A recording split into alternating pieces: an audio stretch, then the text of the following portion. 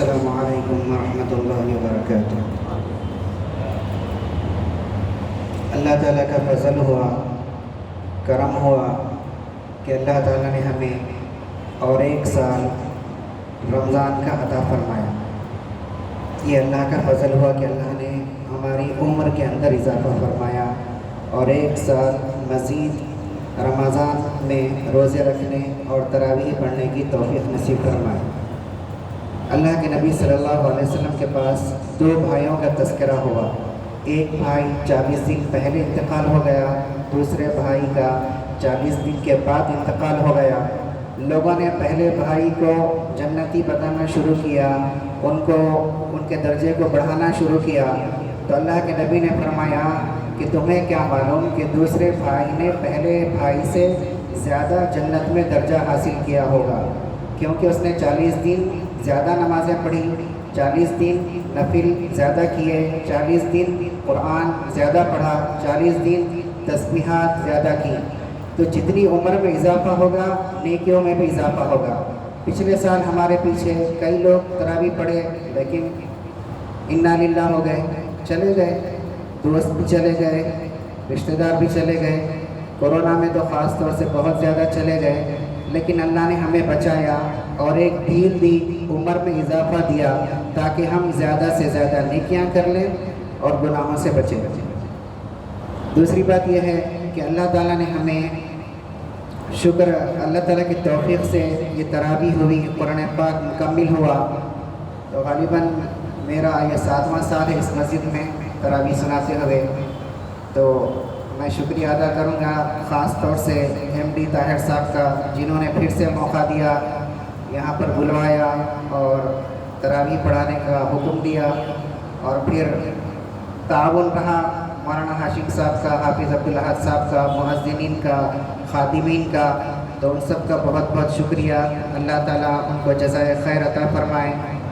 اور پھر مصلیوں کا بھی بہت بہت شکریہ جنہوں نے میرے پیچھے نماز پڑھی، تراویح سنی۔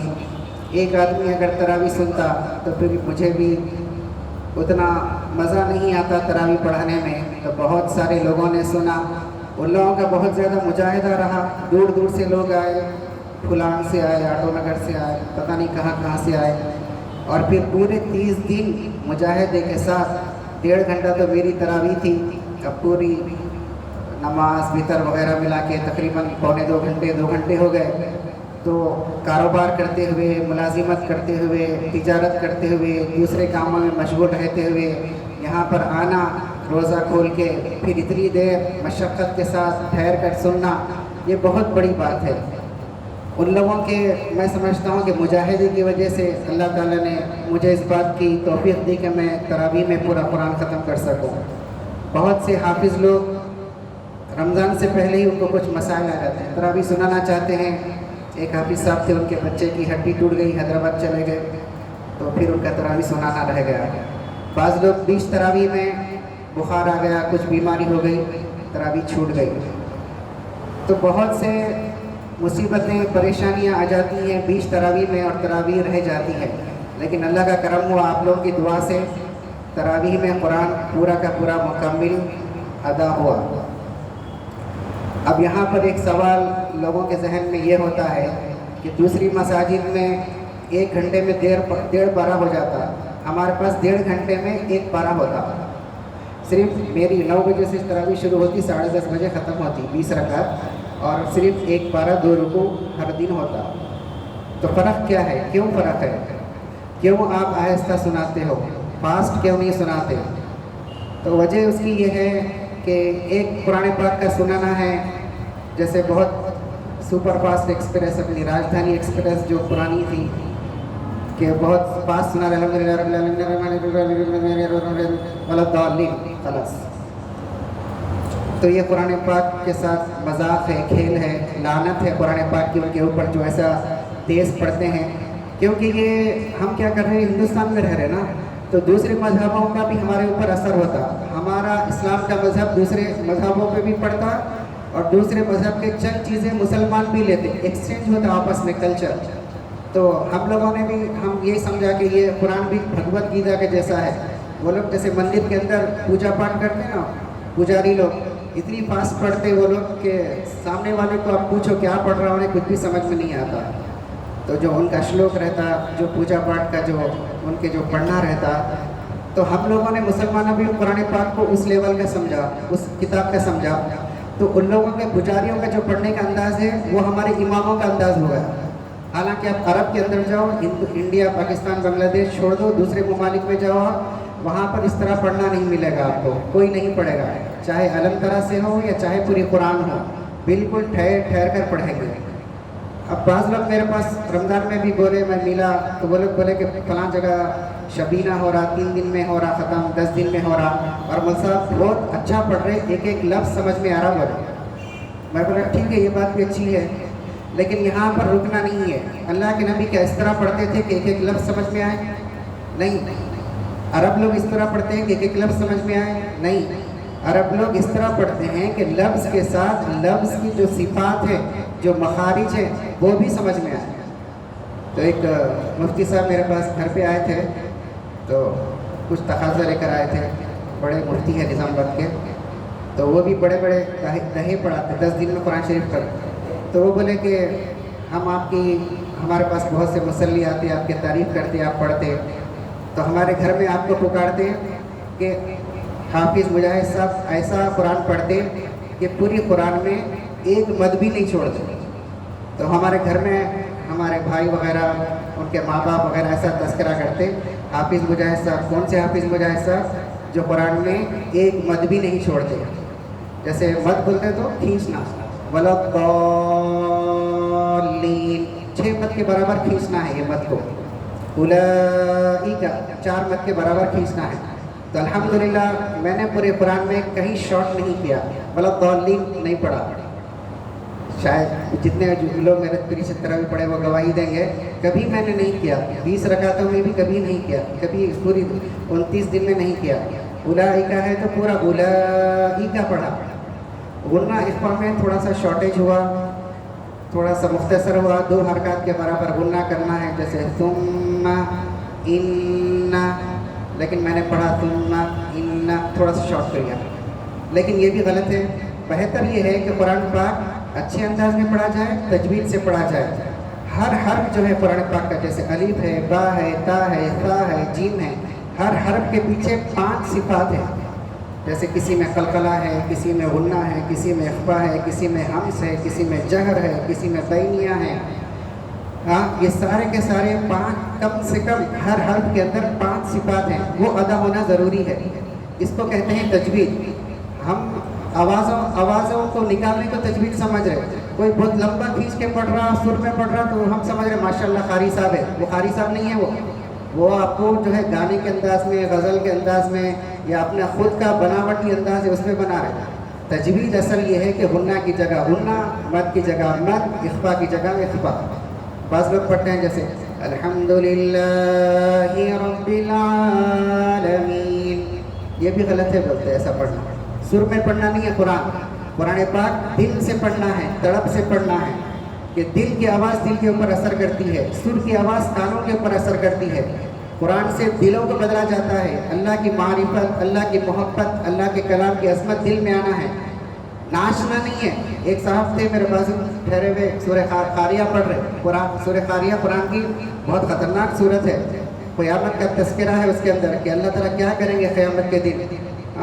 اس کے اندر پہاڑ جو ہے روئی کے گالوں کی طرح اڑ جائیں گے. ڈراؤنی خوفناک صورت ہے. ایک صاحب میرے بازو تھے, ان کا ماشاءاللہ پیٹ بھی بڑا تھا, نماز پڑھ رہے تو وہ امام صاحب بہت سر میں پڑھ رہے سورہ قاریہ, اور وہ صاحب کا پیٹ بھی بڑا تھا, وہ ایسا کر رہے, گول گول گھوم رہے, ناچ رہے نماز میں. اللہ کیا کہہ رہے ہیں, سورت کے معنی کیا ہے, تفسیر کیا ہے. پھر امام کو بھی عقل ہونا چاہیے. امام بھی جو ہے خوف کے ساتھ وہ سورت پڑھنا چاہیے, نہ کہ یہ کہ محبت کے انداز میں. پڑھنے کا انداز ٹون بھی الگ الگ ہوتا ہے. تو جو سورت خوف کی ہے خوف کے ساتھ پڑھو, بشارت کی ہے خوشی کے ساتھ پڑھو. جنت کا تذکرہ ہے اس کو خوشی کے ساتھ پڑھنا ہے, جہنم کا تذکرہ ہے اس کو خوف کے ساتھ پڑھنا ہے.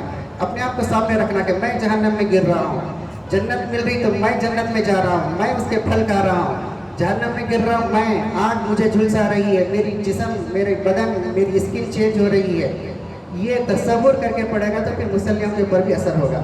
حضرت عمر رضی اللہ تعالیٰ عنہ ایسے نماز پڑھتے تھے کہ لوگوں کی اصلاح ہو جاتی تھی، دل بدل جاتے تھے۔ ایک صاحب تھے، ان کی بیوی کو ایک لڑکا گھورنے لگا، تو انہوں نے کہا کہ ٹھیک ہے میں طلاق دے دوں گا میری بیوی کو، کیونکہ تم کو میری بیوی پسند آ گئی، لیکن ایک شرط کے اوپر کہ تم حضرت عمر کے پیچھے جا کر 40 دن نماز پڑھو۔ وہ لڑکا گیا، نماز پڑھنا شروع کیا، 10 دن نہیں ہوا تھا کہ زندگی بدل گئی، وہ گھر کا راستہ بھی بھول گیا، اور اس نے توبہ کی اور کہا کہ مجھ سے غلطی ہو گئی۔ صرف امام کے پیچھے، صحیح امام کے پیچھے صحیح قرات کے ساتھ نماز پڑھنے پہ اس کی زندگی بدل گئی۔ تو اس کے لیے ضروری ہے کہ ہم قرآن کو قرآن سمجھ کے پڑھیں، طوطا مینا کی طرح رٹا نہیں۔ تو اس کے لیے تجوید کے ساتھ اللہ کے نبی کیسے نماز پڑھتے تھے، اللہ کے نبی کیسے قرآن پڑھتے تھے، صحابہ تراویح کے اندر کیسے قرآن پڑھتے تھے، اس انداز میں پڑھنا ہے۔ ہم کو دوسرے ہمارے جو غیر بھائی ہیں، ہم مذہب دوسرے مذہبوں کے آدمی ہیں، ان کے مذہب سے کوئی چیز لینے کی ضرورت نہیں ہے۔ ہمارا مکمل اسلام ہے، ہم کیوں ان کے پڑھنے کا انداز ہمارے قرآن میں لے رہے ہیں؟ وہ لوگ جیسا ہندو کی کتابیں ہیں، کرسچن کی کتابیں ہیں، جیوز کی کتابیں ہیں، وہ لوگ جس انداز میں پڑھ رہے ہیں، وہ اس انداز میں ہم قرآن کیوں پڑھ رہے ہیں؟ غلط بات ہے۔ ہمارے پاس بھی سنت ہے قرآن پڑھنے کی، نبی کا اسوہ ہے، سنت کے حساب سے قرآن پڑھنا ہے۔ پھر بھی اس میں بہت ساری کوتاہیاں ہوئی، اللہ معاف کرے، کئی الفاظ چھوٹ گئے، شاید ہو سکتا آیتیں بھی چھوٹ گئی ہوں گی۔ جہاں تک مجھے یاد ہے، جو اگر کوئی آیت چھوٹ گئی تو ہم نے اس کو فوراً 5ویں رکعت میں وغیرہ پڑھ لیا، یا اگلی رکعت میں پڑھ لیا، یا بعض مرتبہ دوسرے دن پڑھ لیا۔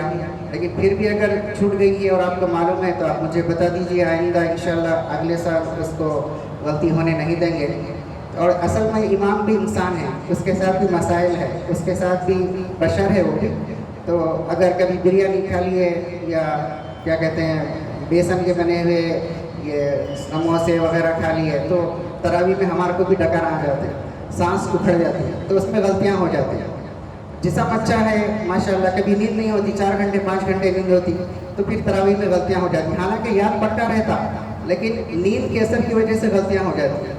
بعض مرتبہ کیا ہوتا ہے، گھر کے اندر مسائل رہتے ہیں، مینٹل ٹینشن بولتے ہیں نا اس کو، بیوی سے جھگڑا کر کے امام صاحب آ گئے تو یہاں پر بھی غلطیاں آ جاتی ہیں، یا بچے نافرمان ہونا ہو گئے، پڑوسیوں سے جھگڑا ہو گیا، تو اس کا اثر تراویح پہ قرآن پہ پڑ جاتا۔ تو اگر دماغ بھی صحیح رہا، سکون سے رہا، اور معدہ بھی سکون سے رہا، تو ماشاءاللہ تراویح اچھی عمدہ ہوتی، اس کے اندر کوئی غلطی نہیں ہوتی۔ پتہ نہیں اس سال میرے سے زیادہ غلطیاں ہو گئی تراویح میں، تو اللہ تعالیٰ معاف کرے۔ حالانکہ پکا یاد تھا مجھے، لیکن وجہ سمجھ میں نہیں آئی میرے کہ کیوں یہ ہوا، اور کمزوری بہت ہو گئی تھی کہ آواز نہیں نکل رہی تھی، تو اس لیے تقریباً روزانہ ایک آدھ غلطی تو گئی، اللہ معاف کرے۔ انشاءاللہ کوشش کریں گے، ارادہ ہے کہ آئندہ ایک بھی غلطی قرآن پاک کے اندر نہ جائے۔ اصل میں حافظ اسی حافظ کو کہتے ہیں جس کا قرآن پاک سورہ فاتحہ کی طرح ہو، پورا قرآن، جیسے سورہ فاتحہ میں کسی حافظ کو غلطی نہیں جاتی، اسی طرح پورے قرآن میں سال بھر میں کبھی بھی بولو آپ سناؤ اس کو، رات کے 12 بجے غلطی نہ جائے، اس کو حافظ کہتے ہیں۔ ہم لوگ کیا ہے، رمضانی حافظ ہے، مطلب تراویح ہوتی ہے تو دن میں ہم لوگ 2-3 مرتبہ پڑھ کے آ جاتے ہیں، تو اصل حافظ تو ہم لوگ نہیں ہیں، اللہ معاف کرے۔ اصل حافظ تو وہ ہیں جن کی قرآن سورہ فاتحہ کی طرح یاد ہو، الف لام سے سورۃ والناس تک۔ اور دوسری بات یہ ہے کہ اللہ تعالیٰ نے ہم کو توفیق دی ہے اس قرآن سننے کی، تو اپنے آپ کو بڑا نہیں سمجھنا، اصل میں حق ادا نہیں کر سکے ہم، وما قدر اللہ حق قدری، کسی چیز کا ہم حق ادا نہیں کر سکتے، قرآن پاک کا بھی حق ادا نہیں کر سکتے، تو اللہ سے معافی مانگنا ہے، استغفار کرنا ہے۔ اور دوسرے، اللہ کی توفیق سے ہم نے قرآن سنا، اللہ کی توفیق سے ہم نے تراویح پڑھی، اللہ کی توفیق سے ہم کو رمضان ملا، روزے رکھے۔ قرآن جنت میں بھی جانے کے بعد آدمی کہے گا وَمَا كُنَّا لِنَهْتَدِيَ لَوْلَا أَنْ هَدَانَا اللَّهُ، ہم ہدایت نہیں پا سکتے تھے جب تک کہ اللہ تعالیٰ ہم کو ہدایت نہیں دیتے، تو اللہ نے ہم کو ہدایت دی، پڑھنے کی توفیق دی، جس کی وجہ سے ہم جمع ہوئے مسجد کے اندر نماز پڑھے، تراویح پڑھے۔ اب بعض مرتبہ کیا ہوتا ہے، آدمی کے اندر عجب پیدا ہو جاتا ہے، ارے ماشاءاللہ میں 29 دن 29 راتیں تراویح پڑھا، روزے رکھا، میں بڑا، شیطان ڈال دیتا دل کے اندر یہ بات، پھر انہیں کیا کرتا، کمپیئر کرتا باہر والوں سے، ارے سامنے ہوٹل والے ہیں، نیچے دکان والے ہیں، انہوں نہیں پڑھے، کیسے لوگ ہیں بیوقوفاں، مسجد کے سامنے رہ رہے، تراویح نہیں پڑھ رہے، اتنی اچھی تراویح ہو رہی۔ تو یہ تو بات دل میں شیطان ڈالتا۔ اصل میں بات کیا ہے، جیسا شیخ سعدی کا قصہ ہے نا، وہ اپنے بیٹے کے ساتھ سفر میں جا رہے تھے، سفر ظاہر بات ہے تھکن کا ذریعہ ہے، مشقت کا ہے، تو سارے لوگ سو گئے قافلے والے. ان کا بیٹا اٹھا اور تہجد کی نماز پڑھا. اس کے بعد بابا سے بولا صبح میں یہ کیسے لوگ ہیں, سارے کے سارے سو گئے اور میں تہجد پڑھا. تو شیخ سعدی نے فرمایا کہ تم تہجد نہیں پڑھتے اچھا تھا, اس بات سے کہ لوگوں کی شکایت کرتے. اللہ کی توفیق سے تم تہجد پڑھے اور تمہاری نظر لوگوں پہ جاری, یہ غلط بات ہے. تو ہماری نظر بھی ہماری ذات پہ ہونا کہ اللہ نے ہم کو ڈھیل دی, توفیق دی, ہم تراویح پڑھے, نماز پڑھے. لوگوں کو نہیں دیکھنا کہ انہیں نہیں پڑھا, انہیں نہیں پڑھا, اس میں بھی ہمارا قصور ہے. ہم نے ان کو جا کے دین کی بات نہیں سمجھائی, نماز کی اہمیت نہیں بتائے, تراویح کی اہمیت نہیں بتائے, جس کی وجہ سے وہ لوگ نماز کو نہیں آئے. اللہ تعالیٰ ہم سے قیامت میں پوچھیں گا تم تو نماز پڑھے تھے, تم تو تراویح پڑھے تھے, لیکن وہ تمہارا بھائی تھا, سامنے تھا, مسلمان تھا, کیا تم جا کے اس کو 100 مرتبہ سمجھائے کہ بھائی نماز کو تراویح کو نہیں آئے. دوسری بات یہ ہے کہ تراویح سنت مؤکدہ ہے, لیکن تراویح سے قرآن پاک سننے سے اللہ کا بندے سے کنیکشن ہوتا, تعلق قائم ہو جاتا. اس کے بعد اللہ تعالیٰ آپ کو سال بھر مصیبتوں سے محفوظ رکھتے, برکتوں کے دروازے آپ کے اوپر کھول دیتے. بہت سے لوگ ہیں, میرے خیال سے شاید 1% سے بھی کم لوگ ہوں گے جو قرآن پاک پورا سال میں ختم کرتے ہوں گے. اگر کوئی قرآن پاک سن بھی لیا, مطلب یوٹیوب میں کیسٹ وغیرہ میں شیخ سدیس کی یا دوسرے شیخ مشاری وغیرہ کی, آدھا پارہ سنتے, 1 پارہ سنتے, اس کے بعد بند کر دیتے یا دوسرے چینل پہ چلے جاتے. پورا قرآن توجہ کے ساتھ, یکسوئی کے ساتھ سننے کا سال بھر میں کبھی موقع ہی نہیں ملتا. اکیلے پڑھ لیے تو آپ, ظاہر بات ہے کہ اکثر لوگوں کو تجوید نہیں آتی, قرأت نہیں آتی, تو وہ انداز میں پڑھ ہی نہیں سکتے. تو اس کے لیے بہترین موقع ہے کہ قرآن پاک کو کم سے کم سال میں 1 مرتبہ تراویح کے اندر تجوید کے ساتھ, قرأت کے ساتھ, نماز کے اندر خشوع خضوع کے ساتھ مسجد میں سنیں. اگر آپ 5 دن میں 10 دن میں ختم کر رہے ہیں تو آپ سوچیے سال کے 365 دن ہیں, اس میں بھی آپ اس میں بھی آپ جو 340 دن قرآن نہیں سن رہے, 5 دن میں 10 دن میں ختم کر دے رہے, تو کب ہوں گا اللہ سے تعلق, کب اللہ کی آپ بات سنیں گے, کب اللہ کا کلام سنیں گے. دوسرے نماز ہے, روزہ ہے, زکوٰۃ ہے, حج ہے, یہ انڈائریکٹ عبادتیں ہیں, ڈائریکٹ نہیں ہے اللہ سے. قرآن جو ہے وہ خود اللہ سے نکلا سو ہے, تو اللہ سے جتنا زیادہ قرآن سے ہم قریب ہو سکتے, کسی اور عبادت سے قریب نہیں ہو سکتے. آپ قرآن پڑھیں گے, 8 دن 10 دن قرآن گھر میں بیٹھ کے پڑھو, آپ کا چہرہ بدل جائے گا, نور آ جائے گا چہرے پہ. یہ اللہ کا کلام ہے, اللہ تعالیٰ نور ڈال دیتے ہیں. یہ ڈسکاؤنٹ کوپن بھی ہے. آپ نے اگر تراویح کے اندر خشوع خضوع کے ساتھ صحیح قرآن سنا, اس کے بعد اب اللہ تعالیٰ کو بتائیے, دعا کیجیے کہ اے اللہ میں نے تراویح میں صرف تیرے ہی لیے مشقت اٹھایا, پورا قرآن سنا, جو بھی مصیبت آپ کے اوپر آئیں گی اللہ تعالیٰ انشاءاللہ وہ دور کر دیں گے. آپ حوالہ دے سکتے ہیں, آپ یہ میرے نیک عمل کا, کہ اتنا نیک عمل کیا میں, مجاہدے کے ساتھ, مشقت کے ساتھ کیا, 29 دن میں نے قرآن پاک سنا, 1.5 گھنٹہ لگایا, تو پھر اللہ تعالیٰ آپ کی ہر مصیبت سے دور کریں گے, ہر کامیابی سے آپ کو سرفراز کریں گے. آج ہم کیا ہے ہماری شکایت, اللہ ہماری نہیں سنتا. کیوں نہیں سنتا؟ آپ محنت نہیں کر رہے, مشقت نہیں کر رہے, مجاہدہ نہیں کر رہے, ہر چیز میں آسانی دین کے. دنیا میں ہمارے ایک دوست ہیں, ان کا وہ کاروبار ہے فرائڈ کیا بولتے ہیں, جو سموسے وغیرہ جو بناتے کرتے نا, وہ ہے چائنیز فوڈ وغیرہ. تو وہ لوگوں کا 11 بجے تک کاروبار چلتا, عصر سے شروع ہوتا, 11 بجے تک چلتا. تو میں گیا تھا, تو میں بولا بھائی تراویح کو آ جاؤ میرے پاس. تو انہوں بولے کہ بھائی تیل کی ڈبی لے لے کے آ جانا پڑتا, بولے کر بازو تیل گھٹنوں کو مالش کرنے کے واسطے اتنا لمبا ٹھہرنا کہاں سے ہوتا. اور کاروبار کے واسطے صبح 2 بجے سے شروع ہو جاتے, چکن وکن لاتے, پھر اس کی ترکاری وغیرہ جو ہی بنانا, شاورما وہ سب بناتے کرتے, پھر 5 بجے سے گراہک شروع ہوا تھا, 11 بجے تک ٹھہرے ہوئے رہتے, فرائی کرتے رہتے, بناتے رہتے, ٹک ٹک ٹک ٹک مارتے رہتے, جب پیروں میں درد نہیں ہوتا. اور خالی 1.5 گھنٹہ اللہ کے واسطے دے دو, بولے تو تیل لگانا پڑتا وہ گھٹنوں کو. آپ اللہ کے واسطے محنت نہیں کریں گے, مجاہدہ نہیں کریں گے, تو اللہ آپ کی کیوں سنیں گا؟ آج مسلمان کیوں ذلیل ہو رہے؟ دنیا کے واسطے محنت کر رہے, دین کے واسطے نہیں کر رہے, اللہ کے واسطے نہیں کر رہے, قرآن کے واسطے نہیں کر رہے, نماز میں نہیں کر رہے, تراویح میں نہیں کر رہے. اللہ کبھی قرضہ نہیں رکھتا. آپ محنت کریں گے, مجاہدہ کریں گے, اللہ تعالیٰ سال میں آپ کو وہ لوٹا دیں گے. کبھی ادھار نہیں رکھتے اللہ تعالیٰ. 1 کی جگہ 10, 10 کی جگہ 100, 100 کی جگہ 1000, لاکھ تعداد نیکیوں اور مصیبتوں سے حفاظت گن نہیں سکتے, اندازہ نہیں کر سکتے. اتنی نعمتیں, برکتیں آپ کو اللہ تعالیٰ دیں گے اگر آپ مجاہدہ کریں گے. اللہ تعالیٰ ادھار نہیں رکھ لیتے. جتنا آپ 1% مجاہدہ کریں گے, اللہ تعالیٰ 99% اس کی برکات آپ کو لوٹا کر دیں گے. تو بس اللہ تعالیٰ سے دعا ہے کہ اللہ تعالیٰ ہمیں صحیح قرآن پڑھنے کی توفیق نصیب فرمائے، جو غلطیاں ہو گئی ہماری ان کو معاف فرمائے، اور آئندہ بھی صحیح پڑھنے کی توفیق نصیب فرمائے۔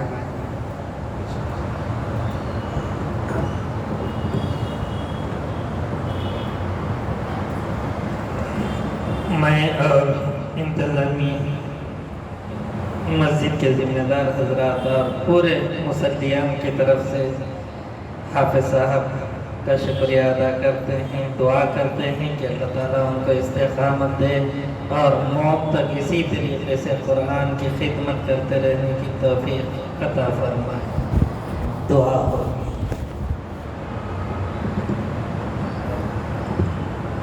الحمدللہ رب العالمین، اللہم صلی علی سیدنا مولانا محمد وعلی آل محمد وبارک وسلم۔ ربنا آتنا فی الدنیا حسنة وفی الآخرة حسنة وقنا عذاب النار۔ اللہم انت ربی لا الہ الا انت خلقتنی وانا عبدک وانا علی عہدک ووعدک ما استطعت، اعوذ بک من شر ما صنعت، ابوء لک بنعمتک علی وابوء بذنبی فاغفر لي فإنه لا يغفر الذنوب إلا أنت۔ ربنا هب لنا من أزواجنا وذرياتنا قرة أعين واجعلنا للمتقين إماما۔ ربنا لا تؤاخذنا إن نسينا أو أخطأنا، ربنا ولا تحمل علينا إصرا كما حملته على الذين من قبلنا، ربنا ولا تحملنا ما لا طاقة لنا به، واعف عنا واغفر لنا وارحمنا، أنت مولانا فانصرنا على القوم الكافرين۔ اے اللہ تو بڑا رحیم ہے، تو بڑا کریم ہے، قرآن پاک تیری ذات سے نکلا ہوا کلام ہے، اس کی جیسی قدر کرنا تھا، جیسے اس کا حق ادا کرنا تھا، ہم ادا نہیں کر سکے۔ اے اللہ ہمارے اس بڑے گناہ کو معاف فرما۔ اے اللہ جب قرآن پڑھا جا رہا تھا تو ہمارے دل میں وساوس آ رہے تھے، مختلف خیالات آ رہے تھے، اے اللہ گناہ کے بھی خیالات آ رہے تھے۔ اے اللہ تو ان سب گناہوں کو معاف فرما، نفس کے خیالات کے گناہوں کو بھی معاف فرما، اور اے اللہ قرآن پاک کو تیری ذات کے سامنے اس طرح پڑھنے کی توفیق نصیب فرما جس طرح کہ تو چاہتا ہے، جس طرح تیرے محبوب صلی اللہ علیہ وسلم نے قرآن پاک پڑھا، جس طرح صحابہ نے پڑھا، جس طرح اولیاء اللہ نے پڑھا، جس طرح قاریوں نے پڑھا، اسی طرح ہمیں بھی قرآن پاک کو قرآن پاک کے حق کے ساتھ ادا کرنے کی توفیق نصیب فرما۔ اے اللہ اس کے بعد اس قرآن پاک کی جو برکات ہیں وہ ہمیں عطا فرما، اس کا جو نور ہے وہ ہمیں عطا فرما۔ قرآن پاک کے ذریعے سے جو تو مصیبتوں کو دور کرتا ہے اللہ وہ مصیبتوں کو دور فرما۔ اے اللہ قرآن پاک کے ذریعے سے تو حلال روزی عطا فرماتا ہے، عافیت والی روزی، برکت والی روزی، عزت والی روزی عطا فرماتا ہے، وہ ہمیں عطا فرما۔ اے اللہ قرآن پاک کی موت تک خدمت کرنے کی توفیق نصیب فرما، اور اے اللہ تو ہمارا کفیل بن جا، ہر آدمی سے، ہر انسان سے، ہر چیز سے، تمام مخلوقات سے ہمیں بے نیاز کر دے، کسی کا ہم کو محتاج نہیں بنا، اے اللہ صرف تیرا محتاج بنا، اور غائب سے ہماری ضرورتوں کا بندوبست فرما۔ اے اللہ ہمارے چھوٹے گناہوں کو معاف فرما، بڑے گناہوں کو معاف فرما۔ اے اللہ ہمیں صحت عطا فرما، تندرستی عطا فرما، خوب تیرے راستے میں، تیرے دین کی محنت میں، قرآن پاک کو پھیلانے میں مجاہدہ کرنے کی، جد و جہد کرنے کی توفیق نصیب فرما۔ اے اللہ ہمارے دل میں بہت ساری چیزیں ہیں اے اللہ جن کو ہم لوگوں کو نہیں بتا سکتے، بہت ساری ضرورتیں ہیں جن کو ہم کسی کو کہہ نہیں سکتے، بہت سارے غم ہیں جو ہم کسی کو بتا نہیں سکتے، وہ صرف تیرے ساتھ شیئر کر سکتے ہیں۔ اے اللہ وہ غم کو، مصیبتوں کو، پریشانیوں کو تیرے ہی سامنے رکھ سکتے ہیں، اور تو خوب جانتا ہے۔ اے اللہ ہم زبان سے بھی نہ کہیں، ہونٹوں کو بھی حرکت نہ دے، لیکن دل کی آواز کو تو خوب سنتا ہے۔ اے اللہ آج ہم تجھ سے مانگتے ہیں، ہم کسی کے در پر نہیں گئے، نہ بتوں کے سامنے سر جھکایا، نہ منسٹروں کے سامنے سر جھکایا، نہ حکومت کے سامنے سر جھکایا، نہ مالداروں کے سامنے سر جھکایا، نہ ماں باپ کے سامنے سر جھکایا، اے اللہ نہ ساس سسروں کے سامنے سر جھکایا، نہ کمپنی کے باس کے سامنے سر جھکایا۔ اے اللہ عزت کے ساتھ رہے، غیرت کے ساتھ رہے، اے اللہ وہ ہمارے سر کو اے اللہ تو محفوظ فرما، کسی کے سامنے جھکنے سے، صرف تیرے ہی سامنے جھکنے والا بنا، سجدے میں تجھ سے ہی مانگنے والا بنا۔ اے اللہ ہر غیر کے سامنے سر جھکنے سے ہماری حفاظت فرما، زبان سے سوال کرنے سے بھی ہماری حفاظت فرما۔ اے اللہ ہمیں اس بات کی عادت ڈال دے کہ تجھی سے مانگے، تجھی سے زبان سے سوال کریں، کسی کے سامنے نہ ہاتھ پھیلائیں، نہ زبان سے سوال کریں، نہ ہمارا چہرہ سوالیہ ہو، نہ آنکھوں سے سوال کریں، نہ چہرے سے سوال کریں، نہ ہماری حرکتوں سے سوال ہو، نہ ہمارے لباس سے سوال ہو، نہ ہماری گاڑی سے سوال ہو، بلکہ اے اللہ سوال صرف تجھی سے ہو۔ تو ہی روزی کا دینے والا ہے۔ وفی السماء رزقکم، رزق تو آسمان میں ہے۔ یا اللہ یہ دنیا والوں کے پاس کچھ نہیں ہے، اے اللہ جتنی بھی نعمتیں دی ہیں اللہ ہم اس کے اوپر شکرانہ ادا کرتے ہیں، شکریہ ادا کرتے ہیں۔ اے اللہ تیرا لاکھ لاکھ شکر ہے کہ تو نے صحت دی، عافیت دی، اے اللہ فیملی دی، اے اللہ بھائی بہن دیے، اے اللہ رشتہ دار دیے، دوست احباب دیے، علماء کی صحبت دی، حفاظ کی صحبت دی، نیک لوگوں کی دوستی دی۔ اے اللہ یہ بہت بڑا انعام ہے، بہت بڑا اکرام ہے۔ تجھ سے اور کچھ مانگنا بیوقوفی ہے، لیکن اے اللہ تو مانگنے والے سے خوش ہوتا ہے، نہ مانگنے والے سے ناراض ہوتا ہے۔ اے اللہ تیرا حکم ہے مانگنا، اس لیے اے اللہ چپل بھی ٹوٹ گئی تو ہم تجھی سے مانگیں گے، کسی غیر سے نہیں مانگیں گے۔ اے اللہ تو غیب سے ہماری ضرورتیں پوری فرما، حلال روزی کے دروازے ہمارے اوپر کھول دے، عافیت والی روزی کے دروازے ہمارے اوپر کھول دے۔ اے اللہ جن لڑکوں کے شادیاں نہیں ہوئیں ان کو اے اللہ خوبصورت خوبصیرت اے اللہ لڑکیاں عطا فرما، جن لڑکیوں کی شادیاں نہیں ہوئی اے اللہ انہیں اچھے اخلاق والے شوہر عطا فرما، حلال روزی کمانے والے شوہر عطا فرما، برے باتوں سے بری عادتوں سے محفوظ رہنے والے شوہر عطا فرما۔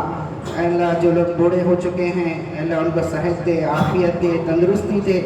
اے اللہ ان کے بڑھاپے میں انہیں ان کی اولاد کو ان کی خدمت کرنے والا بنا۔ اے اللہ 40 سال کے بعد اے اللہ 45 سال کے بعد امراض شروع ہو جاتے ہیں، گھٹنوں میں درد، معدے میں درد، اے اللہ ہر طرح باڈی کا ہر پارٹ لوز ہونا شروع ہو جاتا ہے۔ اے اللہ صرف تیرا ہی سہارا ہے، ہمیں روحانی طاقت عطا فرما جس کے ذریعے سے عبادت میں کوئی کمی نہ آئے، کوئی کوتاہی نہ ہو، 5 وقت کی نماز جماعت کے ساتھ پڑھنے والا بنا دے، قرآن پاک کم سے کم روزانہ 1 پارہ پڑھنے والا بنا دے۔ اے اللہ ہماری مصیبتوں کا، دکھوں کا دور کرنے والا تو ہی ہے۔ اے اللہ بہت سے لوگوں نے دعاؤں کے لیے کہا ہے، اے اللہ بہت سے لوگ کہہ بھی نہیں سکے، لیکن تو ان کے دل کے حال کو جانتا ہے۔ بہت سے لوگوں کے اوپر حالات آئے ہوئے ہیں، تقریباً ہر لوگ پریشان ہیں، کوئی روزی کی وجہ سے، کوئی صحت کی وجہ سے، کوئی بیوی بچوں کی وجہ سے، کوئی پڑوسیوں کی وجہ سے، کوئی ملک کے حالات کی وجہ سے، اور اے اللہ دور کرنے والا تو ہی ہے۔ ایسے اعمال کرنے کی توفیق نصیب فرما جن سے ہمارے حالات بدل جائیں، ایسے گناہوں سے بچنے کی توفیق نصیب فرما جن سے تو ناراض ہو جاتا ہے اور حالات اور مصیبتیں بھیجتا ہے۔ اے اللہ یہ رمضان میں ہم نے جیسے روزے رکھنا تھا نہیں رکھے، جیسی تراویح پڑھنا تھا نہیں پڑھی، جیسے قرآن پاک پڑھنا تھا نہیں پڑھے۔ اللہ ہم سے غیبت ہوئی، چغلی ہوئی، بڑے بڑے گناہ ہوئے، لیکن اے اللہ آج ہم شرمندہ ہیں۔ اے اللہ آج معافی مانگتے ہیں، تو معاف فرما دے، اپنے فضل سے معاف فرما دے۔ اللہ کے نبی صلی اللہ علیہ وسلم نے جتنی بھلائیوں کے لیے دعائیں مانگی ہیں وہ ساری کی ساری بھلائیاں ہمیں عطا فرما۔ جتنی برائیوں سے آپ نے حفاظت چاہی ہے اے اللہ وہ ساری برائیوں سے ہماری حفاظت فرما، ہماری جان کی، ہماری مال کی، ہماری عزت کی، ہماری آبرو کی، ہمارے کاروبار کی، ہمارے روزگار کی، ہر چیز کی اے اللہ تو حفاظت فرما، فرشتوں کے ذریعے سے حفاظت فرما، اپنے حکم کے ذریعے سے حفاظت فرما۔ اور اے اللہ جو لوگ پریشان ہیں ان کے پریشانیوں کو دور فرما، ناجائز مقدمات میں پھنسے ہوئے ہیں ان کو ان مقدمات سے خلاصی عطا فرما۔ اور اے اللہ دھوکے بازوں کی دھوکے بازی سے حفاظت فرما، ایسے دھوکے بازوں کو اے اللہ ہدایت عطا فرما، لوگوں کا جنہوں نے مال چھین لیا ان کو مال لوٹانے کی توفیق نصیب فرما، لیکن اے اللہ ان کا ارادہ بالکل لوٹانے کا نہیں ہے، تو اے اللہ دنیا کے اندر ان کو عبرتناک سزا سے دوچار فرما، لوگوں کے لیے ان کو عبرت بنا دے، ان کی دنیا ہی ان کے لیے جہنم بنا دے۔ اے اللہ ہر شریر کے شر سے حفاظت فرما، شیطان کے شر سے حفاظت فرما، حاسدین کے حسد سے حفاظت فرما، جنوں سے، جنات سے، جادو سے، ٹونے سے، ہر چیز سے ہماری حفاظت فرما۔ اور اے اللہ ہمارے ایمان کو صحیح فرما، ہمارے اخلاق کو صحیح فرما، جن لوگوں نے ہمارے اوپر احسانات کیے ہیں اے اللہ ان کو بہترین بدلہ عطا فرما، جن لوگوں نے زبانی ہمدردی کی ہے، ہمت افزائی کی ہے، اے اللہ ان کی جان میں، مال میں، عزت میں، آبرو میں، ہر چیز میں برکت عطا فرما، اضافہ عطا فرما۔ اور اے اللہ جن لوگوں نے ہم سے محبت کی ہے ان کی محبت ہمارے دلوں میں ڈال دے، ہماری محبت ان کے دلوں میں ڈال دے۔ اے اللہ غیروں میں اسلام پہنچانے کی توفیق نصیب فرما، تیرے پاک کلام کو پوری دنیا کے اندر لے کر اے اللہ پھیلانے کی توفیق نصیب فرما۔ جو مانگا ہے عطا فرما، جو مانگنے سے رہ گیا وہ بھی عطا فرما۔ وصلی اللہ تعالی علی خیر خلقہ ونور عرشہ سیدنا محمد وعلی آلہ واصحابہ اجمعین برحمتک یا ارحم الراحمین۔